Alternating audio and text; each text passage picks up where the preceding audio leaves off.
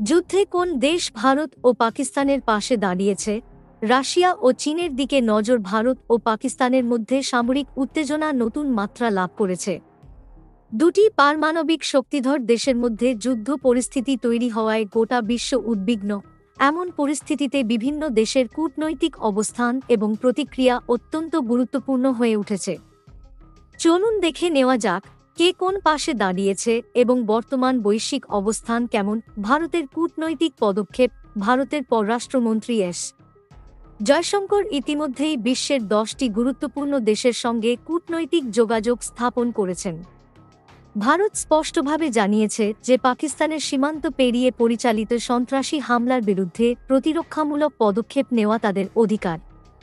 America, ইউরোপীয় union এবং ইতালির মতো দেশগুলোর সঙ্গে সক্রিয় আলোচনা চলছে।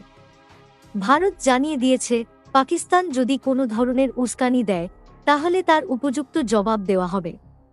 পাকিস্তানের আন্তর্জাতিক যোগাযোগ। পাকিস্তান যুক্তরাষ্ট্রের কাছে সহায়তা চাইলেও ট্রাম্প প্রশাসন তা সরাসরি প্রত্যাখ্যান করেছে।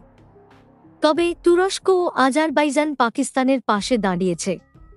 তুরস্ক শুধু সমর্থনই নয়, সামরিক সহায়তাও দিচ্ছে, যা আন্তর্জাতিক পরিমণ্ডলে প্রশ্নের জন্ম দিয়েছে। আমেরিকার অবস্থান। মার্কিন পররাষ্ট্রমন্ত্রী মার্কো রুবিও এবং ভাইস প্রেসিডেন্ট জ্যান্ডি ভ্যান্স ভারত ও পাকিস্তানের নেতৃবৃন্দের সঙ্গে পৃথকভাবে আলোচনা করেছেন। মার্কিন যুক্তরাষ্ট্র জানিয়ে দিয়েছে তারা যুদ্ধের পক্ষে নয় এবং শান্তিপূর্ণ সংলাপের মাধ্যমে উত্তেজনা প্রশমনে সহায়তা করতে প্রস্তুত। তবে তারা সরাসরি কোনো পক্ষ নেয়নি এবং যুদ্ধ থামানোর বিষয়টি দুই দেশের উপরই ছেড়ে দিয়েছে। ভারতের পাশে যে দেশ ইসরায়েল ভারতকে সরাসরি সমর্থন করেছে। ইসরায়েলি রাষ্ট্রদূত রিউভেন আজার বলেন, ভারতের আত্মরক্ষার অধিকারকে আমরা সমর্থন করি। যারা নিরীহ মানুষের বিরুদ্ধে অপরাধ করে তারা পৃথিবীর কোথাও নিরাপদ থাকতে পারে না।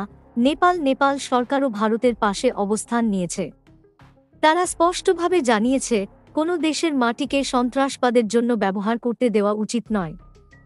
নরওয়ের পররাষ্ট্রমন্ত্রী সন্ত্রাসী হামলার তীব্র নিন্দা জানিয়ে ভারতের অবস্থানকে সমর্থন করেছেন। তিনি দুই দেশের মধ্যে